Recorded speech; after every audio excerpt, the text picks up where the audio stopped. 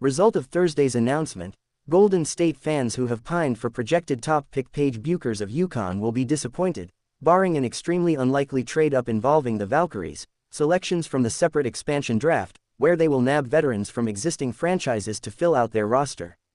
Bueckers is a near certainty to be off the board well before Golden State is on the clock at number 5. In another top U.S. women's sports league, the NWSL, the San Diego Wave received the number 1 pick when they joined in 2022, allowing the soccer club to take generational talent Naomi Girma from Stanford. Bueckers, who was eligible for this year's WNBA draft but chose to return to UConn, is widely considered the top prospect for 2025. But Stanford's Kiki Iriafen, a breakout star of the last NCAA tournament, and LSU's Anissa Morrow are also among a group of eligible players seen as potential high-level pros. The Los Angeles Sparks have the best odds for the number 1 overall pick, followed by the Dallas Wings and Washington Mystics. It's impossible for the Chicago Sky to select first despite being in the lottery because they owe Dallas a pick swap. The Valkyries entered the final stages of putting their staff together this week, announcing that Natalie Nakas would take over as their first head coach. The expansion draft is now scheduled for November 17, a month earlier than the league originally announced.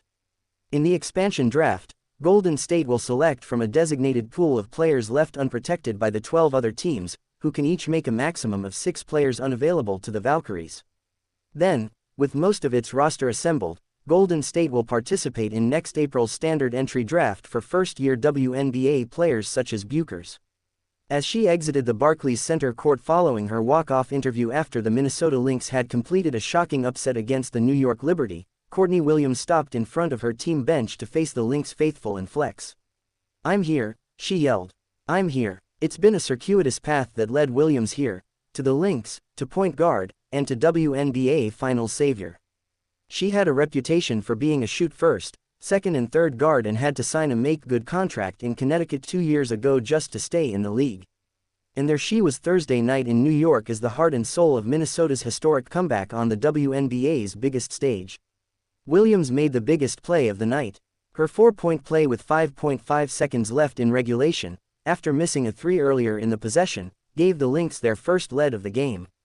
The play helped Minnesota en route to its 95-93 overtime Game 1 victory to become the first team in 184 tries to win in the postseason after trailing by at least 15 points in the final 5 minutes of regulation.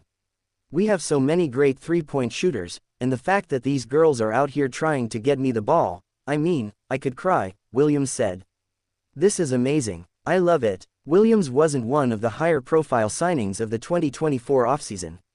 After spending the prior 3 seasons on 3 different teams, including a messy exit from Atlanta, she was turning into a journeywoman.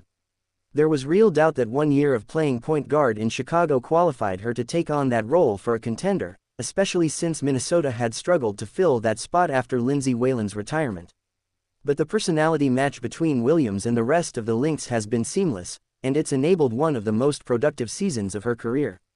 She averaged a career-best 7.5 assists per 40 minutes during the regular season and was one of the 2 best mid-range shooters in the league alongside MVP Aja Wilson. More importantly, she gave Minnesota an edge it had been missing since the departures of their 2010s Hall of Fame core. "If you're around Courtney, she lights up a room when she walks in," Lynx coach Cheryl Reeve said. "She's easygoing, she is who she is, and it's direct and authentic and all those things. And so she literally can fit anywhere." Williams came to the Lynx knowing she would have to be a distributor, but she has maintained the scoring touch that made her an all-star in 2021 before she arrived in Minnesota. Her season-high 24 points came at the perfect time for the Lynx. "Courtney recognized that she had to get more aggressive," Reeves said. "Her team needed her to be aggressive, to go score the basketball. We needed some help. The Liberty were supposed to be the more experienced team in this series considering the core of their lineup played in the finals together a year ago. But Williams has been here too. Trips to the finals with the Connecticut Sun in 2019 and 2022 left her prepared for what this moment would bring, and what it would take to weather the dramatic swings of postseason basketball." Williams was reminiscing on her first trip to the championship round earlier Thursday, laughing at how excited she was when the Sun won their semifinal series. "I was a kid, I didn't even know what to expect," Williams said. "I'm going crazy like we ain't got a whole nother round. It's crazy now because now when I look back on it, I'm like, girl, you should have locked in, y'all had a whole nother series.